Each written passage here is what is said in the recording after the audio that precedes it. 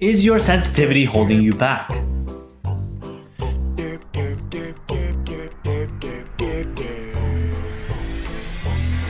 Sensitivity is a heavily discussed topic, and many people in the community tend to overthink it, often leading to an overemphasis on optimizing for setup and settings rather than skills within your game. But there's actually something which can hold you back relating to your sensitivity, and it's not what you think. I polled more than 200 gamers to ask them specific questions about their perfect sensitivity, what games they play, and what they use to control the movement of the mouse. So whether it's shoulder, arm, wrists, or fingers. I then spent the past week analyzing all of that data to determine a few unique trends that will help you understand how you can make sure your sense does not hold you back. But first, I realized when looking into the result of the questionnaire that many people had a high focus on their sense. I can understand why, because it can directly impact how you aim and the degree of control you have of your mouse. It probably isn't the reason why you aren't climbing though. Since games involve more than just our mechanics and the ability to control our mouse, this is one of the reasons why sensitivity can hold you back. Because we just focus on the wrong things. Instead of thinking about how to better position, improving our understanding and situational awareness, we just focus on our mouse control or mechanics. But again, there's something physically that holds you back based on your sensitivity. Sense impacts how we control the mouse, which means it impacts what joints we use. And guess what?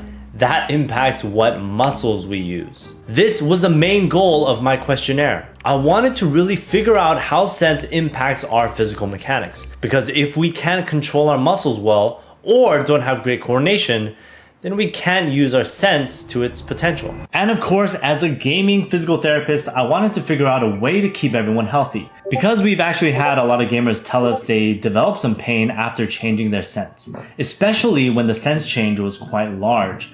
And this really goes both ways, from a low to high sense or a high to low sense. When we go high to low, we have seen increased downward pressure and use of the arm, which can lead to some issues further up the forearm or at the pinky side of the wrist. From low to high, we see higher tension within the hand as a way to have increased perception of control. First off, the most popular sense was between 39 to 42 centimeters, and this is across multiple FPS games. So 44% of the entries were Valorant players, so a lot of Valorant. 26% played Aim Trainers, so that's your Kovacs and Aim Labs, and the other games filled up the rest of the responses.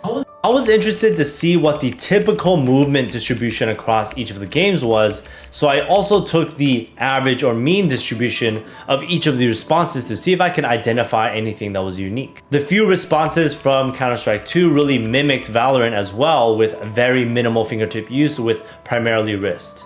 And this actually makes sense since the game is a lot of holding angles and flicking. Using the arm and shoulder for mid to large angle flicks is definitely more rare, especially if you're playing with appropriate crosshair placement. Aim trainers seem to be a bit more balanced, but a higher propensity for arm and wrist and hand aim. And this would absolutely be dictated by the scenarios and desired strategy of movement that you're practicing. So let's talk more about sense. We split up the sense ranges based on when we began to notice some potential changes in the actual movement distribution.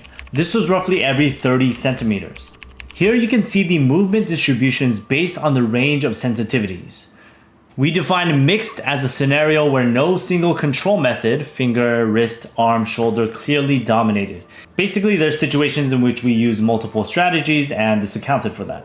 If you look closely, you'll notice that there's a larger change around 60 centimeters, with movement shifting from wrist and finger to arm dominant. This seems to make sense. We need to cover more distance to move our cursor, and our wrists and fingers can only move so far. So we need to leverage the joints further up our kinetic chain with the elbow and shoulder. Again, this means that certain muscles surrounding the elbow and arm are going to be used more than the forearm, wrist, and hand. And if we don't have enough endurance or the brain to muscle signaling, we might not be able to use our sensitivity well. But not only that, we can develop some discomfort and stiffness from overuse. For certain types of arm aim, we use our elbow and specifically these muscles. Elliot actually breaks down arm versus wrist versus shoulder aim in a separate video, and I'll link that in the description below. And as we progress into the higher ranges of sense, we begin to use our shoulder more.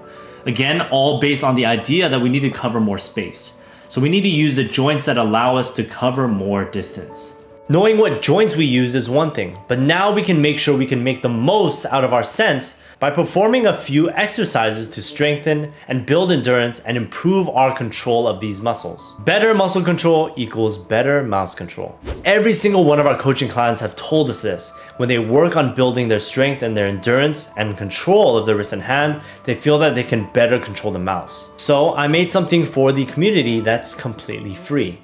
It's called the Sens Routine Calculator. This calculator will help you get the most out of your Sens.